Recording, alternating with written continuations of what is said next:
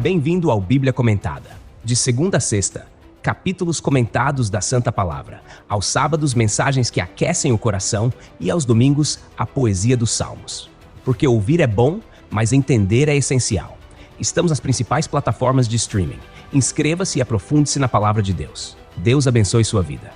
Fique agora com mais um episódio. Bíblia Comentada. Melhor que ouvir é entender.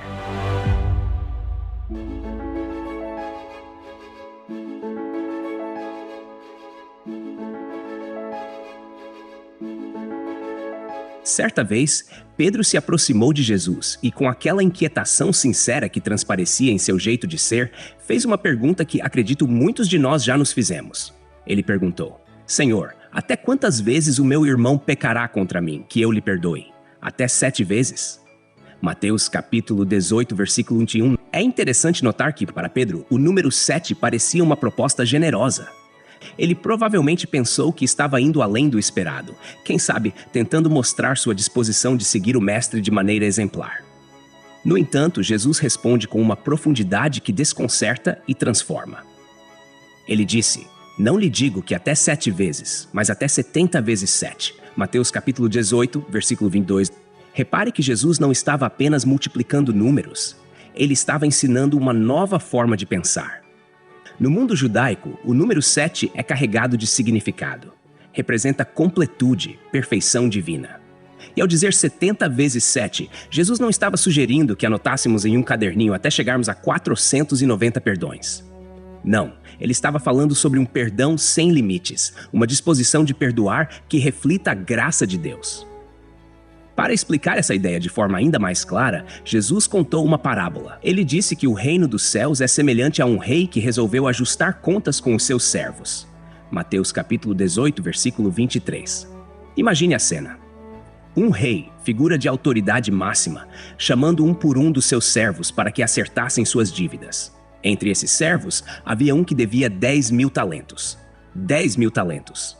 Para termos uma ideia, um talento equivalia a cerca de 34 quilos de prata. Multiplique isso por 10.000 e você verá que a dívida era algo completamente impagável. Estamos falando de uma cifra que nenhum trabalhador comum poderia quitar, nem mesmo em várias vidas. E aqui está o ponto. Essa dívida absurda simboliza o peso do pecado humano diante de Deus. Não é algo que possamos compensar com esforço ou boas obras. O servo, ao perceber que não tinha como pagar, lançou-se aos pés do rei e implorou: Tenha paciência comigo, e eu lhe pagarei tudo.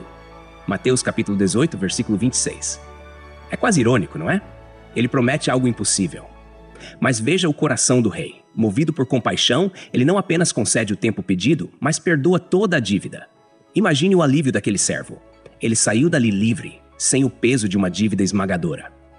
No entanto, a história dá uma reviravolta surpreendente.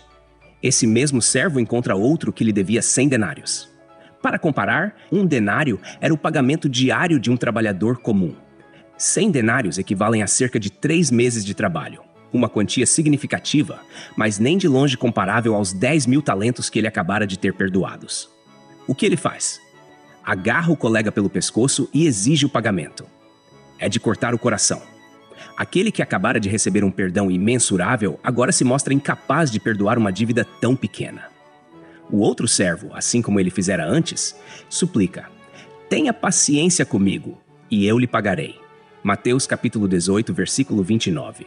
As palavras são praticamente idênticas às que o servo impiedoso havia dito ao rei, mas a resposta é completamente diferente. Ele se recusa a ouvir e manda prender o companheiro até que pague tudo.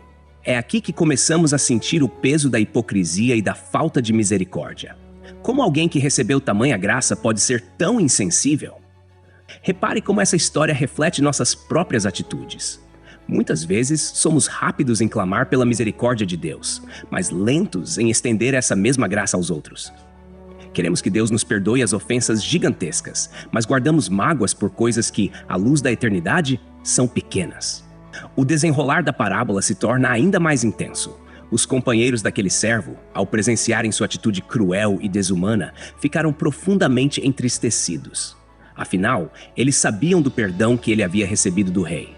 Assim, foram imediatamente relatar tudo ao senhor deles, expondo a incoerência de suas ações. Mateus capítulo 18, versículo 31, Nova Almeida Atualizada. Ao ouvir o relato, o rei ficou indignado. Ele mandou chamar aquele servo de volta e, com palavras firmes, confrontou-o. Servo malvado, eu lhe perdoei toda aquela dívida porque você me implorou. Não devia você também ter compaixão do seu companheiro, assim como eu tive misericórdia de você? Mateus capítulo 18, versículos 32 e 33. Aqui vemos a essência da parábola. Jesus está nos mostrando que a graça recebida deve se tornar graça oferecida. O perdão de Deus é tão abundante e imerecido que, ao experimentá-lo, somos chamados a nos tornar canais desse mesmo perdão. O rei, então, cheio de justiça, entrega o servo aos torturadores até que pagasse tudo o que devia. Mateus capítulo 18, versículo 34. Note que a dívida ainda era impagável.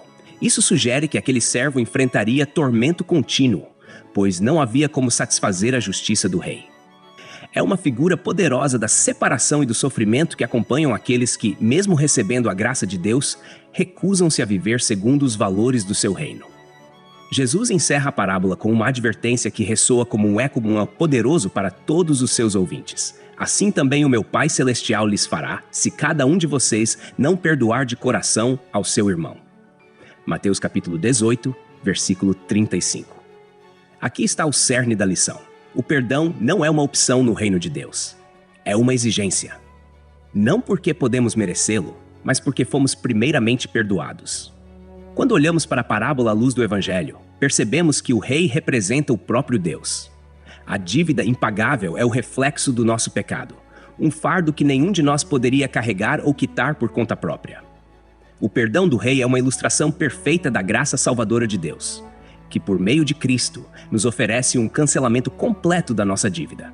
No entanto, essa graça não termina em nós. Ela deve fluir de nós para os outros. O contraste entre os 10.000 talentos e os 100 denários é gritante. Jesus não usa esses números por acaso. Ele quer que entendamos a disparidade entre o que Deus nos perdoou e o que somos chamados a perdoar aos outros. Por mais que sejamos ofendidos ou prejudicados, nunca será comparável ao peso do perdão que recebemos de Deus. Ainda assim, com frequência, agimos como o servo impiedoso, agarrando pequenas ofensas com força e recusando-nos a soltá-las.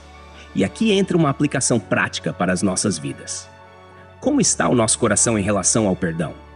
Será que, como o servo impiedoso, temos esquecido da graça que nos alcançou e, em vez disso, temos insistido em guardar rancores e ressentimentos?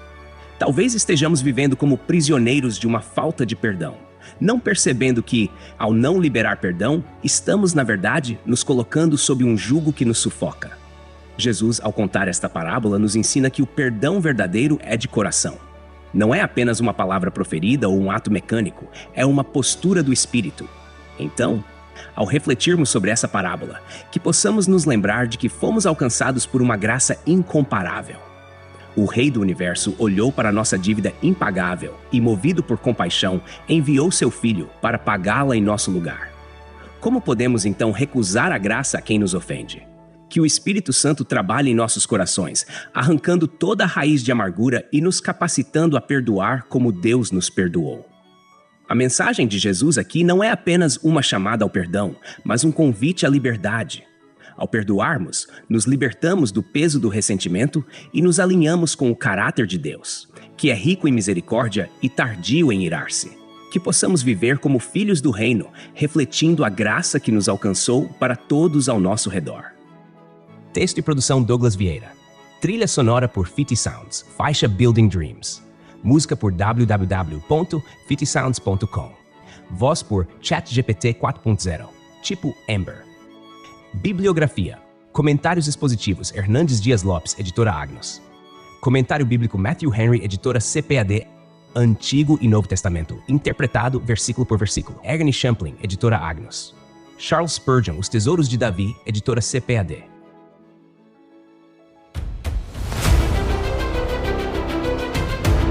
Obrigado por ouvir o Bíblia Comentada. De segunda a sexta, capítulos da Santa Palavra, aos sábados, mensagens ao coração e aos domingos, a poesia dos Salmos. Porque não basta ouvir, é preciso entender. Inscreva-se em nosso perfil nas principais plataformas de streaming e permita que esta palavra edifique sua vida. Deus abençoe você. Até amanhã. Bíblia Comentada. Melhor que ouvir é entender.